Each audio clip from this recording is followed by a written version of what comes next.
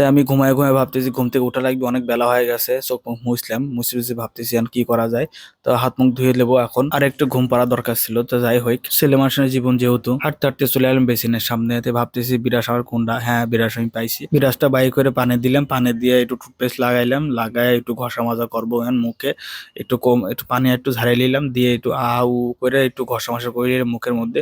যেহেতু 2-3 বছর ধরে বিরাস করি না, আমি বিরাস করতে করতে ভাবতেছি কি করা যায় এখন। ছেলে মানুষের জীবন তো গুছায় গাছায় কিছুই হয় না আমার, সেই রকম করে বিরাস করতেছি যাতে কোনো ময়লা পোকা না থাকে। বিরাস করা হয়ে গেছে, এখন মুখে একটু পানি নেবো, মুখে পানি নিয়ে একটু চুলটা ঠিক করব।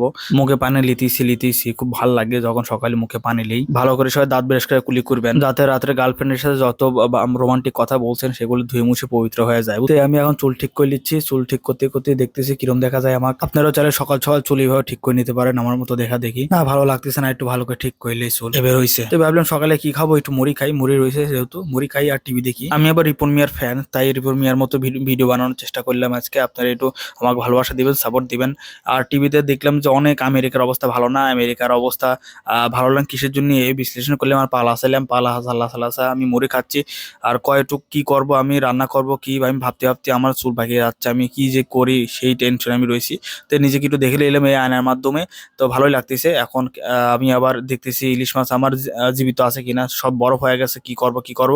তো ও আচ্ছা আচ্ছা, ইলিশ মাছের মাথা রয়েছে কয়টা, তো কালকে লাউ কি আনছিলাম, সে ভাবলাম ওই লাউ দিয়ে ইলিশ ঘাটি, তো খুব মজা হবে নি। তে মাছ এখন ভিজে রাখি, মাথাটা ভিজে রাখলে পরে সুন্দর করে কাটিয়ে নিয়ে নি। তো ভিজে রাখলাম, এখন হচ্ছে রাইস কুকারে যেহেতু ভাত রান্না করব, তো রাইস কুকার আমি ভিজে নিলাম, ভিজে নিয়ে সুন্দর করে ধুয়ে নিচ্ছি। নিতে নিতে সেই জং ধরে গেছে, কালকে খিচুড়ি রান্না করছিলাম রাত্রে, কোনোভাবে উঠতেছিল না, সেই ঘষা ঘষলাম। তারপরে আমি চাল ভিজাবো, কয় পর চাল নেবো সেই চিন্তা করলাম। তে আমরা তো মানুষ তিনজন আন রয়েছি, এই ছোট কাপে 3 পট 3.5 পট নিলেই মনে হয় হয়ে যাবে নি। আপনারা কিরা কিরা রান্না বান্না করতে পারেন একটু কমেন্ট করে জানান। আর পাবনা সালপাল যদি কেউ থাকে তাহলে অবশ্যই কমেন্ট করবেন, আমি কিন্তু পাবনা সাওয়াল। এই যে 3.5 পট আমি চাল মাইফে মাইফে নিলাম, কত সুন্দর চালের কালার দেখতেছেন। এই চাউল আমি এখন কসলা কসলা ধোবো, এই কসলা কসলা না ধুলে কিন্তু ময়লা যায় না। তো আপনারা সুন্দর করে কসলা কসলা ধুবেন, এই দেখেন এইভাবে কসলা কসলা ধোয়া লাগে।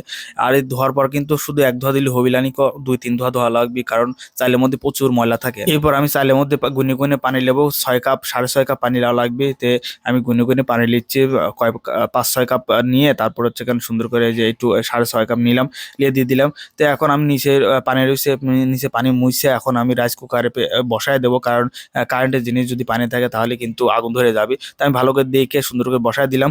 বসা দিয়ে এখন মনে করেন যে এই জিনিসটা দিয়ে দেবো, দিলে পরে হচ্ছে পানি নিচে পড়বে না, নিকো দিয়ে ঢেকে দিলাম। ঢেকে দেওয়ার পর যে কারেন্ট সুইচ দিয়ে দিলাম, এই যে ওকে দিয়ে দিলাম। ওকে দেওয়ার পর এখন ভাবলাম যে একটু শুয়ে থাকা যাক, আমি অনেক ক্লান্ত, ভাত হয়ে যাক তারপর তরকারি রান্না করবো নি। তো আজকের মতো এই পর্যন্তই, সবাই ভালো থাকবেন, সুস্থ থাকবেন, আর আমাকে একটু ভালোবাসা দিয়ে পাশে থাকবেন। আসসালামু আলাইকুম সবাইকে।